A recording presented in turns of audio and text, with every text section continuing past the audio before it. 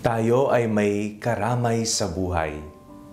Ako po si Father Fiel Pareha at ito po ang ating segment, ang Daily Devotion, na kung saan tayo po ay magdarasal, magbabasa at magninilay kasama ng salita ng Diyos sa buong taon. Manalangin tayo. Sa ngalan ng Ama, ng Anak at ng Espiritu Santo. Amen. Halina, Banal na Espiritu, liwanagan mo ang aming puso at isip nang maunawaan at may sa buhay namin ang iyong salita. Amen. Our Bible passage for today is from the Gospel of St. John chapter 11, verses 17 to 27, and I read it for you. When Jesus arrived, he found that Lazarus had already been in the tomb for 4 days. Now Bethany was near Jerusalem, some 2 miles away, and many of the Jews had come to Martha and Mary to console them about their brother. When Martha heard that Jesus was coming, she went and met him, while Mary stayed at home. Martha said to Jesus, "Lord, if you had been here, my brother would not have died. But even now, I know that God will give you whatever you ask of him." Jesus said to her, "Your brother will rise again." Martha said to him, "I know that he will rise again in the resurrection on the last day."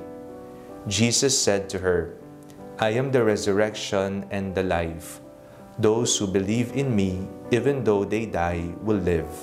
And everyone who lives and believes in me will never die. Do you believe this?" She said to him, "Yes, Lord. I believe that you are the Messiah, the Son of God, the one coming into the world."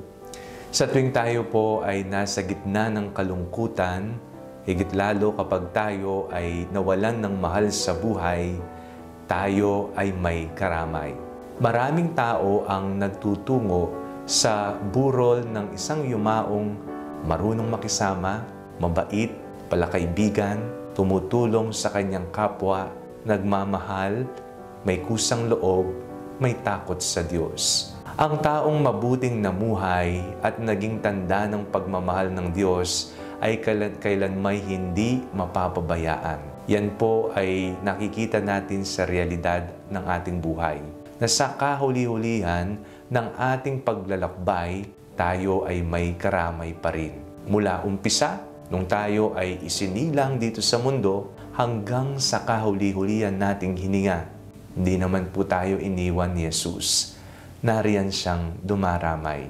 Sa ating pong binasang ebanghelyo sa araw na ito, napakinggan po natin kung papaanong dinamayan ni Jesus ang magkapatid na Maria at Marta sa pagkawala ni Lazaro.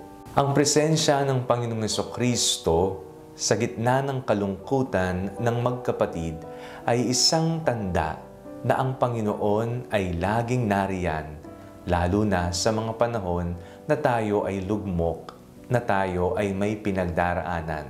Sa susunod na ikaw ay maging malungkot, sa susunod na nararamdaman mong walang dumaramay sa iyo, lagi mong tatandaan at huwag na huwag kalilimutan na nariyan si Jesus kasama mong palagi.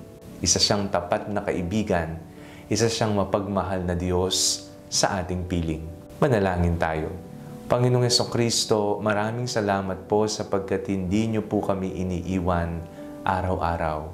Maraming salamat din po sa iyong pagdamay, lalo na sa mga panahon na kami po ay malungkot at sugatan. Amen. Sa ngalan ng Ama, ng Anak at ng Espiritu Santo. Amen. Huwag po ninyong kalimutang i-like ang video ito, mag-comment po kayo and share it with your family and friends. Ang panalangin bago matulog ay may sariling Facebook page na po. Huwag niyo pong kakalimutang mag-like at mag-follow dito, and do not forget to subscribe to our YouTube channel. I-click niyo lamang po ang link na nasa description ng video ito, o kaya naman po just search Father Fiel Pareha. God bless you po.